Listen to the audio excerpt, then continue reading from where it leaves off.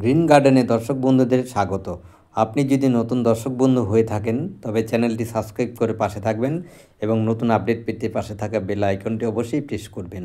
আজকে ছাদ বাগানে বাস্কেটে শশা রোপণ সম্পর্কে আমার অভিজ্ঞতা দর্শক বন্ধুদের শেয়ার করব। ফলের ক্যারেটে অর্থাৎ বাস্কেটে 5 থেকে 6টি শশা বীজ রোপণ করেছিলাম এবং 2 মাসের মধ্যেই গাছটি মাচায় উঠে গেছে এবং ফুলও ধরেছে এবং প্রচুর শশাও ধরেছে। ছাদ বাগানে ফল মাছির হাত থেকে শশাকে রক্ষা করতে চাইলে ফেরোমন ট্র্যাপ অবশ্যই ব্যবহার করতে হবে। দেখুন ফলটা কেমন হয়ে গেছে শশাটা, কেননা ফল মাছি কামড়ে দিয়েছে। তাছাড়া প্রচুর শশাও ধরেছে।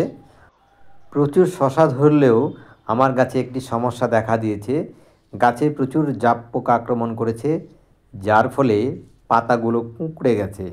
আর জাপ পোকা থেকে রেহাই পাওয়ার জন্য 1 ml কাকা 1 লিটার জলে মিশিয়ে 7 দিন পর পর 2 বার ব্যবহার করেছি, তাতেই জাপ পোকা মরে গেছে। আর খাবার হিসাবে প্রতি সপ্তাহে 1 দিন খোল পচা জল পাতলা করে ব্যবহার করেছি।